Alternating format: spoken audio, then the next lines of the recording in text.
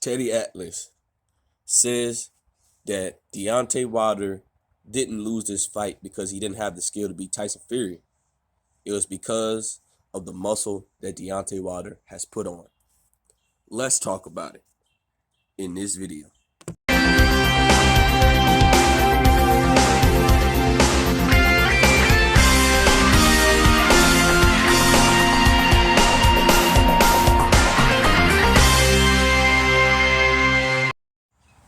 King Jr. got another video for y'all.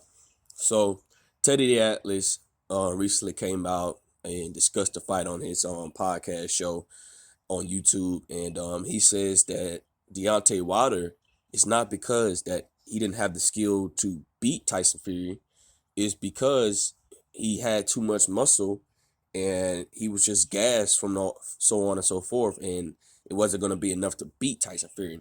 And here's my take on the whole situation. I think Teddy Atlas is absolutely right. When you put on that much muscle in that longer period of time, muscle requires oxygen. Okay. The more muscle you have, it's going to be harder to try to have a high intense cardio ratio, in my opinion. You can actually train cardio a lot and have the muscle, but it's extremely hard. You have to train your body into a fatigue statement. It's not easy to do. For example, Better BF. Better BF has a lot of muscle on him, but Better BF doesn't get tired because Better BF does certain trainings to help him keep that oxygen going in his muscles and keep him at a certain you can say certain ratio that allows him to keep going, because that dude's a monster. But Deontay Wilder in this situation didn't have enough cardio, and his equilibrium was off as well. He even said that he couldn't even find a neutral corner. He was just all over the place. And him and Malik Scott did an interview yesterday on Blue Blood Sports TV. He said that Deontay Wilder, the game plan was working. It was working. It's just the fact that Deontay Wilder was all over the place, and he was gassed, and he gave it everything he had. And Malik Scott is proud of Deontay Wilder, and he's seen that Deontay Wilder is trying to be better.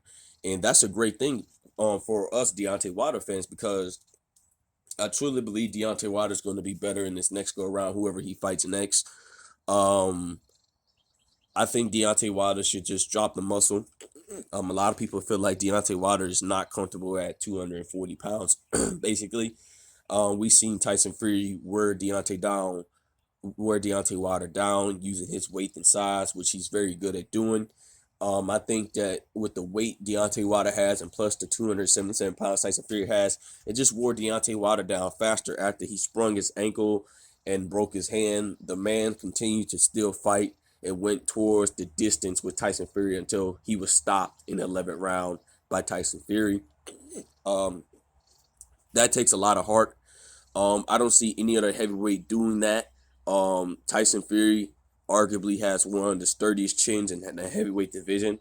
He took two massive right hands, and like Malik Scott says, there's no way he should have got up from that first one. But everybody wants to talk about the long count. It was a long count in my opinion, but the point of the matter is the fight is in the history books. I totally agree with Teddy Atlas. I think Deontay Wilder, muscle mass, fatigued him faster. I believe Teddy Atlas was saying he was winded in the third round. Guys, if you look at that, the fight, he was winded from round 3 to all the way up to 11. Like I said before, I hope he gets his equilibrium back on track. Obviously, we got the best medical doctors today. They're going to try to figure out some way to get Deontay Wilder back. I hope Deontay Wilder just takes time off, clear his mind, and when it's ready to go, he's back ready to go. I'm sure that Deontay Wilder will have a game plan on his defense, like everybody says. Deontay Wilder was taking punches clean on. I would like to see Deontay Wilder improve on defense because this injury he had during the second fight, this could affect Deontay Wilder in a big way. And we need Deontay Wilder to improve on his defense, because Deontay Wilder cannot afford to get hit flush by any other heavyweight. I mean, he still got a sturdy chin, But if you can't find your neutral corner and you're all over the place, it's a problem. So I'm hoping that Deontay Wilder gets that situation under control.